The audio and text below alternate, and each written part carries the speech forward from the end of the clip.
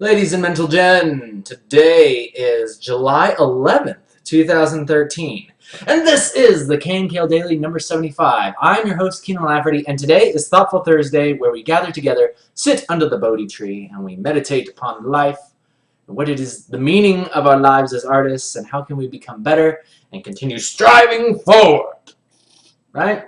But before we get into that, I wanted to take some time to say thank you to this month's donator, the lovely Francine. Thank you so much.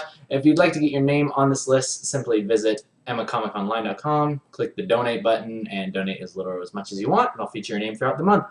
How cool is that? But I mean, all that stuff is just on the side. I mean, it's been a while since I've said this. I put out the donations and stuff that you can buy, but really, the most important thing is that you just continue reading the comic, telling your friends about it. Speaking of that, the latest part, the conclusion of issue 2 is on the horizon. It is coming up very, very soon. I can't give an exact day yet, but I would say definitely within the next week it will be out. So prepare your butts for that. All right? Now, let's move into what we're going to be talking about today. I've written some things down in my journal and on this little handy-dandy notepad here. And what we're talking about today is the flow of motivation. Flow of motivation, how it ebbs and flows and comes back and forth. It's like the tide, right? There's a lot of times when you'll notice that you'll be really, really excited about doing something, right? And when you get started on it, you feel like you have unlimited energy. You feel like this is just the right thing to do. You're doing exactly what you've always wanted to be doing with your life. And that goes on. That can go for a couple days. That can go for a couple hours. It can go for a couple minutes. You know what I mean? But the important part is that you need to understand, this is what we're talking about today, we're understanding how the flow of motivation goes in and it comes out, right? It will increase and it will dissipate. And these are all normal things to do. And I think where a lot of people get caught up, and it's very, very natural and easy to get kind of faked out when this happens, is people feel like sometimes when their willpower or their motivation starts to dissipate on a given project that they're working on, they feel like something is wrong. They feel like something is just not working, or they feel like, it's just not the same as it used to be, right? And I'm going to close these blinds because the sun is shining straight in my face. There we go. And this is something that I have actually been experiencing myself, right? Not only with the comic, Emma, but also just with the KNKL show. And it's causing me to, as of late, it's been causing me to kind of question why I'm doing these things, if it's really worth it, if it's really worth doing the show, if quitting my job at Riot and doing the comic was really the right thing to do. And I just want to kind of share my experience with you guys and some of the things that I have happened upon, right? I found the chest.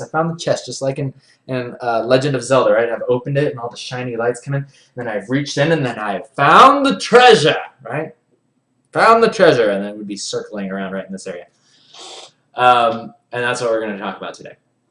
So, for those of you who know, have been following the show, just on a daily basis, you would know that last week I decided to take a break because I went to go help out at a local nerd convention called Nerdtacular, put on by Scott Johnson. He's an amazing online comic book artist. You guys should go check him out. That's Scott Johnson. And he does really, really cool stuff about just comics, movies, pop culture stuff. And he's a very, very awesome guy. I look up to him a heck of a lot. And yeah, it's his convention, right? And he just so happens to be a neighbor, like living right down the street from me. And a mutual friend of ours just introduced us. So he hosts this annual Nerdtacular, basically Comic-Con type thing, like mini Comic-Con. Or it's more for like board games and cards and stuff like that. But anyway. I decided that I wanted to go help out with that, right? Because I really want to get some experience under my belt with just going to these conventions, even if it's just selling merch like I was doing. Like, I got some amazing insights just from being behind the table and selling products and figuring out how to put on a good presentation, right? Put on a good presentation, organize the stuff so it looks all nice, and how to talk and engage with people. It was tons of fun. It was really a lot of fun. It was a lot of work too, but I was there with some good friends, and it was a great experience, and I'm really, really glad I got to do it. So that gave me a few days off. There was no drawing, there was no shows, no nothing, no comic, no nothing. And it gave me a really good chance to finally kind of rest my hand because, as you know, like I really believe in this rule, this 26-34 rule, and it's really been working well for me. And I'll get more into that again later. I really like to illustrate the point of the 26-34 rule, but I'll get into that in just a second. So I was able to rest my hand. I was able to take a break from the show, and I was really just able to just figure out what is the reason that I have been just feeling like my motivation for the show and the comic is going away. Why do I feel like that's happening? Because I don't want that to happen, and it shouldn't feel that way. So I really sat down and thought about it. Not only that, but my sleep schedule was way out of whack. I was playing all these video games to like distract me from stuff, and not that video games are bad, but I feel like right now, at this time in my life, I want to try to mitigate them as much as possible and really only play them when there's a good experience to be had in it, such as The Last of Us. I'm really glad I played that video game. That was a good one. But anyway, yeah, I just sat down and asked myself, like, what is this? What is my motivation? Why is my motivation kind of going, it seems like it's dissipating. And I listen to a lot of really great talks on YouTube, stuff like by Jim Rohn and Anthony Robbins and Les Brown. Those guys are all great people to check out online if you guys are looking for some good motivational energy, right? I like to listen to that stuff while I work. It just keeps me going. I like to switch off between that and music. Listening to people talk about positive things is very, very nice, and it keeps my mind, right? Even subliminally, it just gets my mind thinking, and it really, really gets it back into a positive state.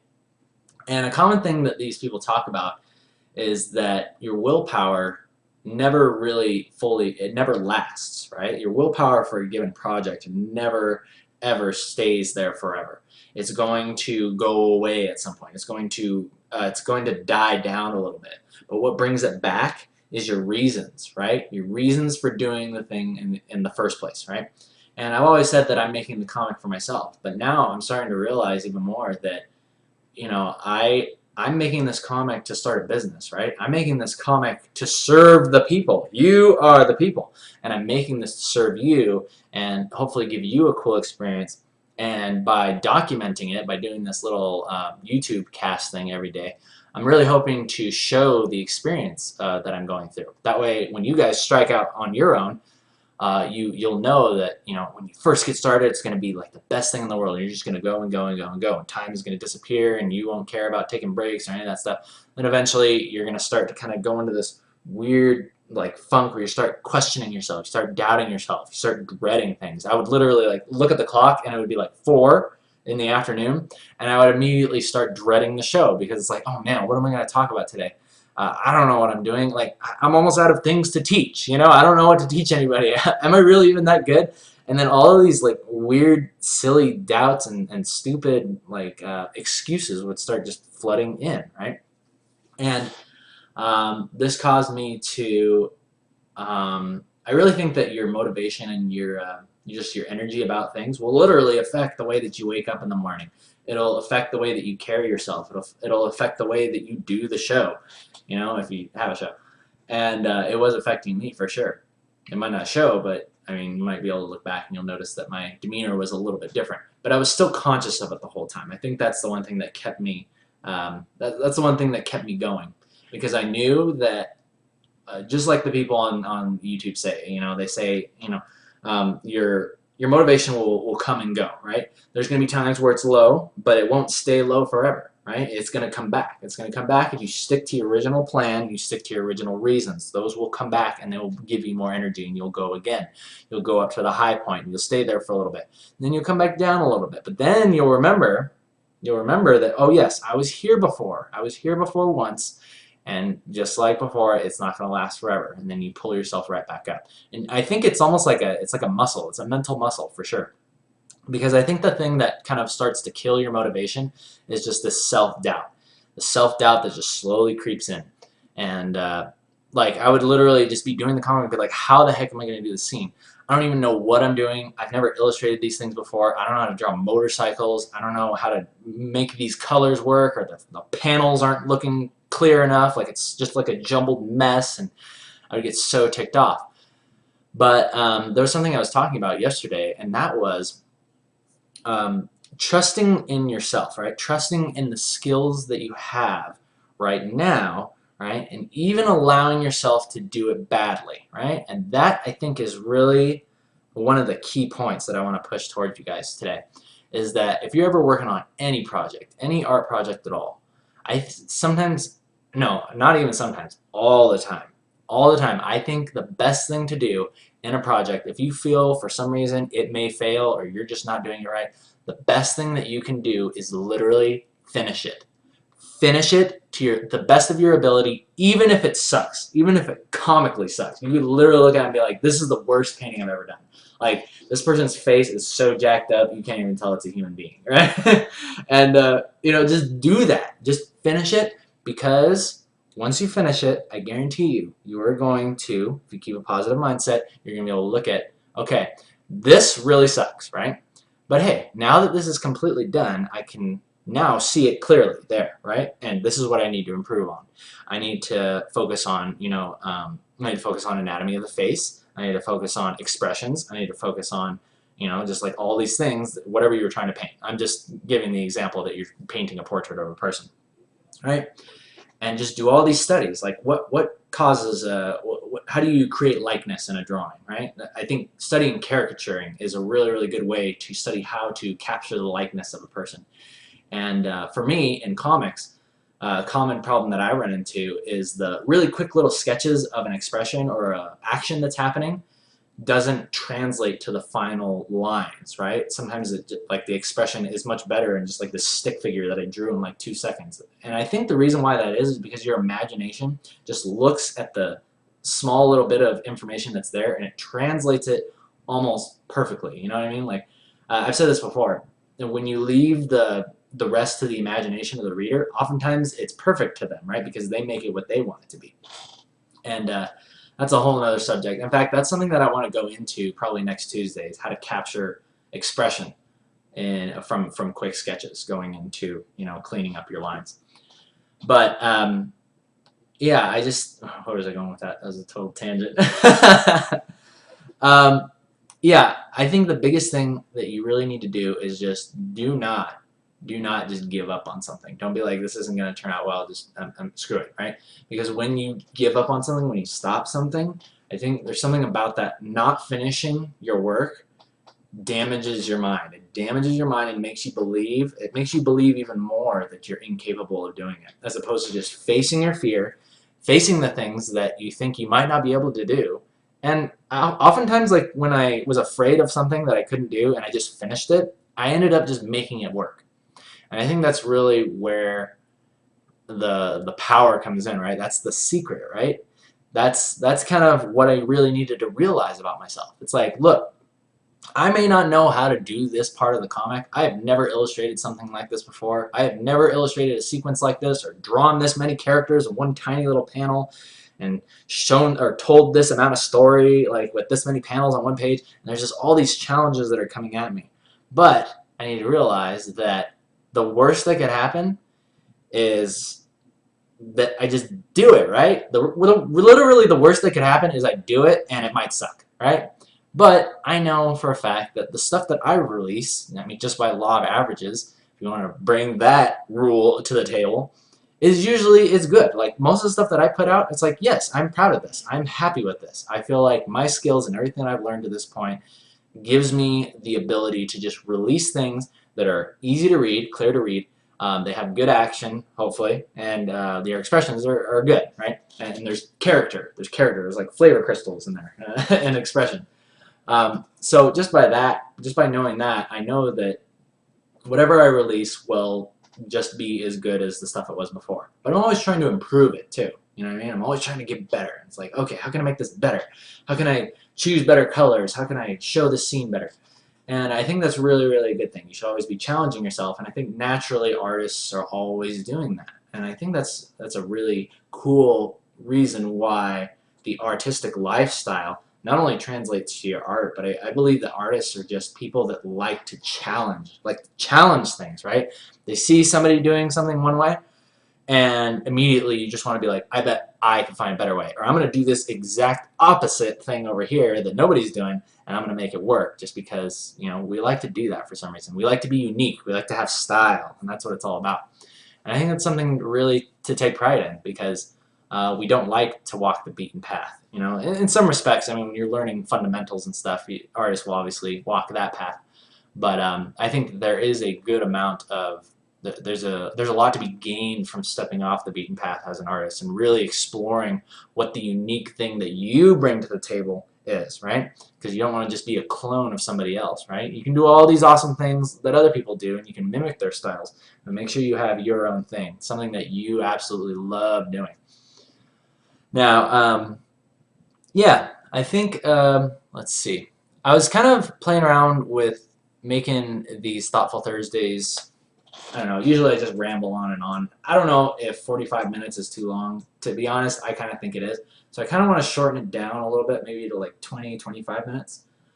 So I'm going to go for about another, yeah, I'm going to go for about another 10 minutes, and then we're going to wrap it up. In the meantime, while we have that 10 minutes, please cast your questions over the castle walls, and I will capture them and send them back to you on a bed of floaty leaves. And yeah, in the form of an answer. Until then, yeah, I'm just going to keep talking about, yeah, just the feelings that I've been having lately with the comic. Since I've gotten back from Nerdtacular, I'm noticing that my motivation is rising again. It's coming back. And I'm just pushing the things that used to distract me. I'm pushing those out of the way, right? Because I feel like I find things to distract me whenever I'm unsure of what I'm doing, right? I'm scared of not, you know, the comic not coming out well, or I'm scared of not doing a good job with the show, so I dread it, right? And as soon as it's over, I'm like, oh, good, now I don't have to worry about that anymore. And that's like, what a terrible mindset to have. I should be super happy to get on here, right? That's the whole reason why I started doing the show, was for my enjoyment. And I should be having the time of my life while I'm sitting here talking to you right there. And I am. I really am. Now I am, because I realized I went back to that original reason of why I did this. And this was because I wanted to become better at speaking publicly. And if in the off chance I inspire a couple people along the way, then that's going to be great too. So, yeah, since then, I've noticed that I still have this habit of pulling myself out of bed in the morning, right? I'm just like, the uncertainty is still there, right? The uncertainty has not left me. I still worry about not doing the comic very well. I still worry about all these things that I'm unsure of. But what I'm doing now that's different than before is I'm facing that uncertainty. I'm understanding that it is going to be there, and it probably will always be there.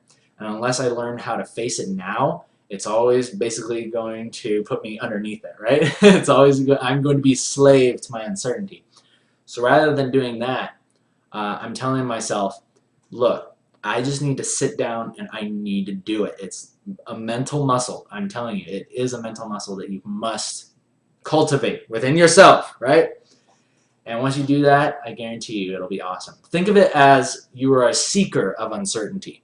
If something that you want to do, something that you really feel truly inside that it's something that you want to do, and you just have all these weird feelings or it makes you uncomfortable, that's a good feeling. If you're uncertain about a dream, or if you're uncertain about a dream, yeah, I think I said that right. Yeah, that's a good sign, because that means that you're out of your comfort zone. You're out of your comfort zone with something, and that's the best way that you can grow. And I guarantee you, if you sit down, you do it, and you see it to the end, you are either going to do it just fine the first time, and you'll realize, wow, that wasn't that hard at all, or worst comes to worst, you do it badly, and then you know how to fix it from there, right? Because oftentimes people look at you know, all these people and be like, I look at Scott Johnson and I'd be like, oh man, he's so confident with his style, right? And his style is still very, very simple, but he's so unique, and it's just got this look to it that you know he did it. And I asked myself, it's like, man, I've got to be like that. And I just asked myself, okay, what's the biggest thing that I've noticed about Scott? What does he do with his artwork? And the biggest thing that I've noticed that he's done is just he's stuck with it, right? He's done it for 12 years. So he can just bust the thing out. Like, he's probably faced uncertainty so many times that he's just used to it now. It's no problem for him to face it. And that's really like why I look up to him. And I'm sure that there's people that you look up to too, and you wonder, oh, how did they ever become that? How did they ever, oh, I wish I could just be that, right? I wish I could just go straight to where they are. And unfortunately, that's not the way the world works. You have to work for it, right? You have to work for what you want. And yeah. In some ways. In some way, I don't want to be like, you have to work hard, because in a lot of ways, it's not hard work necessarily. It's actually easy. It's actually very easy to face your fears, but it's also very easy to run away from your fears too. It's kind of an interesting, interesting dichotomy going on there. It's very easy to do and very easy not to do. So, yeah, let me take a couple questions, and then we are going to go ahead and end. All right. Helgen Warfare is asking a good question. What if you were just bored of the project? Would you still finish it anyways? I think there's a certain amount of like if you can look at a project objectively, right? And you really believe that it's not going to do anything for you, then I would say possibly move on to something else.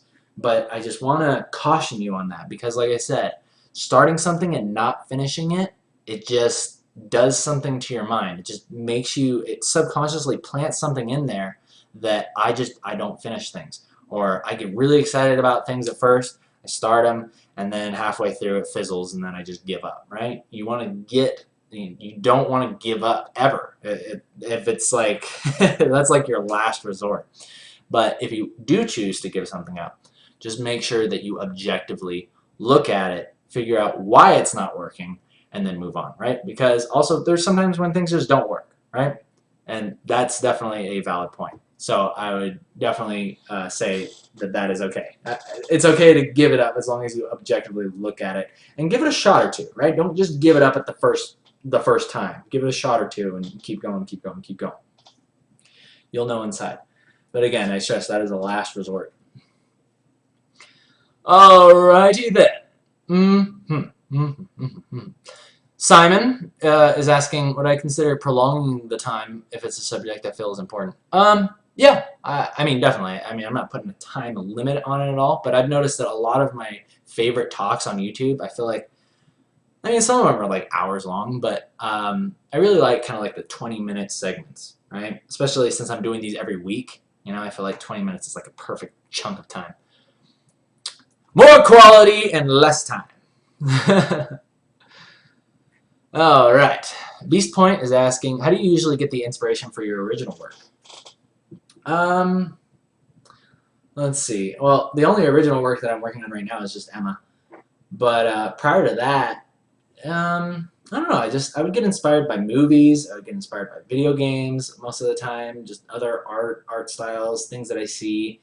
You know, sometimes I'll take a trip somewhere or just see, like, oftentimes like I'm out camping. You know, just like these times where you're just kind of like not even doing anything artistically. That seems like those are the biggest times where I just get inspired to do something.